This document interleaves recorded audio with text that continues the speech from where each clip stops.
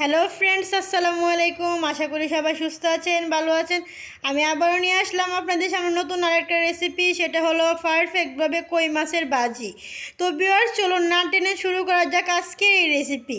আমি এখানে বড় সাইজের 4টা কই মাছ নিয়ে নিলাম। এটাকে আমি ভালো করে দাগ দিয়ে দিয়েছি এবং এটাকে আমি ভালো করে লবণ দিয়ে ধুয়ে নিয়েছি। এটার কারণে এক্সট্রা কোনো গন্ধ থাকলে সেটা চলে যাবে। দাগ দেওয়ার কারণে মশলাটা একদমই ভিতর দিয়ে ঢুকে যাবে এবং পারফেক্টভাবে মুচমুচেভাবে এটা তৈরি হবে। তো এই পর্যায়ে দিয়ে দিলাম অল্প একটু পেঁয়াজ বাটা, অল্প একটু রসুন বাটা। এটা দেওয়ার কারণে সুন্দর একটা ফ্লেভার আসবে, খেতেও ভালো লাগবে। তো এখন আমি এর মধ্যে দিয়ে দিলাম হাফ চামচ লবণ, দিয়ে দেবো এখন আমি হাফ চামচ মরিচের গুঁড়া, হাফ চামচ হলুদ গুঁড়া, হাফ চামচ ধনিয়া গুঁড়া, হাফ চামচ জিরা গুঁড়া। এগুলো দিয়ে আমি ভালো করে হাত দিয়ে এটাকে মেখে নেব। তো ভালো করে কই মাছের গায়ে গায়ে মশলাটা আমি মিশিয়ে নেব, যাতে কোনো অংশে মশলার ভাব না থাকে। তো এই পর্যায়ে একটা কড়াই আমি ভালো করে গরম করে নিয়েছি। ভালো করে গরম করে নেওয়ার কারণে এটা নিচ থেকে একদমই লেগে যাবে না, মুচমুচেভাবে তৈরি হবে। তো এই পর্যায়ে তেলটা চড়িয়ে আমি কই মাছগুলো দিয়ে দিলাম। কই মাছগুলো একদম যখন নিচ থেকে শক্ত হয়ে যাবে, তো আমি ওপর পাশ উল্টে দেব। এই পর্যায়ে জালটা থাকবে একদম লো আছে, কারণ আপনি যদি এটা হাই হিটে করতে চান তাহলে এটা একদম নিচ দিয়ে কালার চলে আসবে এবং ভিতর দিয়ে পারফেক্টভাবে তৈরি হবে না। তো ভিউয়ার্স, আজকে আমি আপনাদের সামনে এটাই শেয়ার করব কিভাবে পারফেক্টভাবে কই মাছের রেসিপি তৈরি করা যায়। তো এক পাশ শক্ত হয়ে গেছে, এখন উল্টিয়ে দিলাম। অপেক্ষা করব অপর সাইড ভাজা হয়ে যাওয়া পর্যন্ত।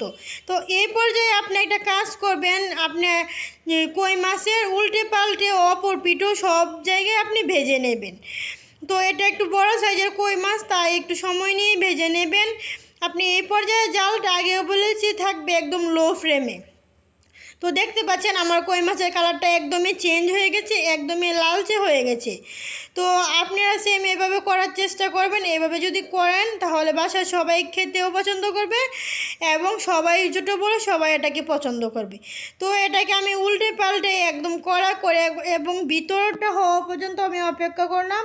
তো সব সাইড হয়ে গেছে। তো আমি এই পর্যায়ে আমি এটাকে নামিয়ে নেব। তো এই পর্যায়ে আমি তেলটা জড়িয়ে এটাকে নামিয়ে নিলাম। এটার মধ্যে আরেকটা কাজ করবেন, এটা হলো পেঁয়াজ ভাজা। পেঁয়াজ ভাজাটা হলো আমি এখানে 4টা পেঁয়াজ দিয়ে দিলাম এবং 2টা কাঁচামরিচ এবং দিয়ে দিলাম অল্প একটু হলুদের গুঁড়া, অল্প একটু লবণ। এটা দেওয়ার কারণে কই মাছের ভাজিটা দ্বিগুণ আসবে।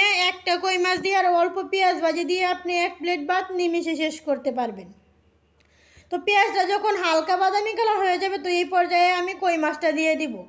কই মাছগুলো দিয়ে আমি উল্টে পাল্টে ভালো করে আমি পেঁয়াজের সঙ্গে মিশিয়ে নেব। দেখতে পাচ্ছেন পেঁয়াজটার সাথে আমি কই মাছটা কত ভালোভাবে মিশিয়ে নিয়েছি।